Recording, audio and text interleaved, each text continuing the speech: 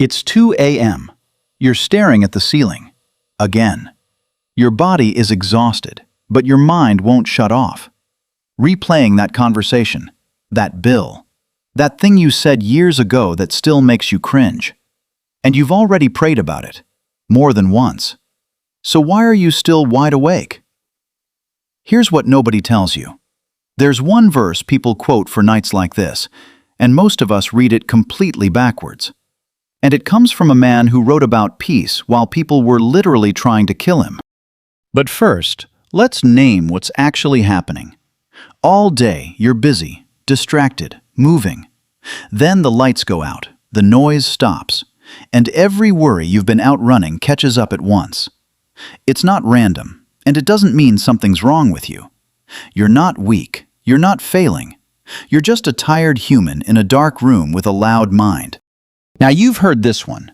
Do not be anxious about anything. Maybe someone quoted it while you were falling apart. And honestly, it almost made it worse, because it sounded like a command you were already breaking. But here's the part most people skip. That sentence doesn't end there.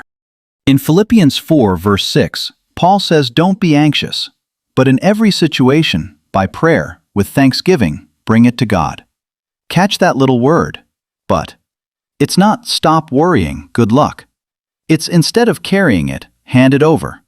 Not a scold, an invitation.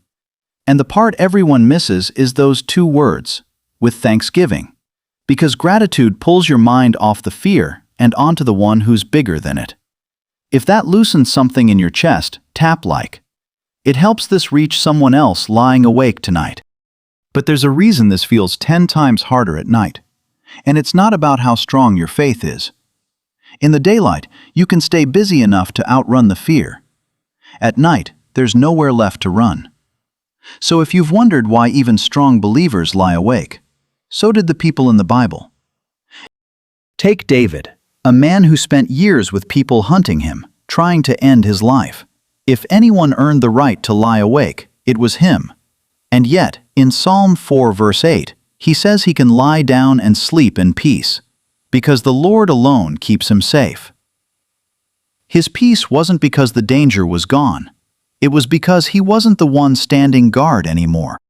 Here's something that might sting. You've maybe been trying really hard to do the one thing the Bible never tells you to do. Empty your mind. Think about nothing. So you force your brain to go blank, and it fights back harder. But Scripture doesn't say empty your mind. It says fill it. In 2 Corinthians 10 verse 5, Paul talks about taking every thought captive, like you're in charge of the thought, not the other way around. And Isaiah 26 verse 3 promises God keeps you in perfect peace when your mind stays fixed on Him. So the secret was never a blank mind. It was a steadied one. Give it one thing to hold, a verse, His name, one thing you're thankful for. Quick question. What's the one thing you've been carrying that you just can't put down? Drop it below. Even one word. Sometimes naming it is the first step to letting it go. But here's the real reason your mind won't rest. Under almost every 2 a.m. spiral is one quiet belief. If I stop holding this together, it all falls apart. So you rehearse every worst case, because part of you thinks worrying is the same as protecting. But listen to what Jesus said in Matthew 6, verse 34. Don't worry about tomorrow. Tomorrow will worry about itself. Today has enough of its own. He's not being dismissive. He's lifting something off you. Tomorrow's weight was never meant to be carried tonight. You don't have the grace for tomorrow yet, because you don't need it yet. But the deepest comfort isn't about you holding on tighter. It's about who's already awake. Remember that man who slept while people hunted him? Here's his secret. A few psalms over, Psalm 121 says the one who watches over you won't let your foot slip. He won't even doze off. The God who keeps watch over His people never slumbers. He never sleeps. Read that again. God does not sleep, ever. So think about what that means tonight. You've been lying awake trying to keep watch over your whole life. Your kids, your job, your health, that decision you can't unmake. You appointed yourself the night guard of everything, but you were never the one holding it together. Someone is already awake, already watching, already holding every single thing you're too scared to set down. You are not the night watchman of your own life. You can finally clock out. And remember how Paul finished that thought? After you handed over the peace of God, a peace that doesn't even make sense, will guard your heart and your mind. You don't manufacture it, you receive it the moment you let go. So tonight, when the spiral starts, don't fight it. Just hand things over, one at a time.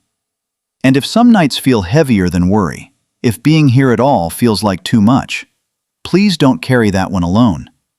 In the US, you can call or text 988 any hour. You're not a burden. The God who doesn't sleep is not tired of you. So when you're staring at that ceiling tonight, you don't have to win the fight against your mind. You just have to remember who's awake. If this gave you even a little peace tonight, subscribe so the next one finds you right when you need it. And if your mind's still racing, watch the one I'll leave right here next. Good night. You're going to be okay.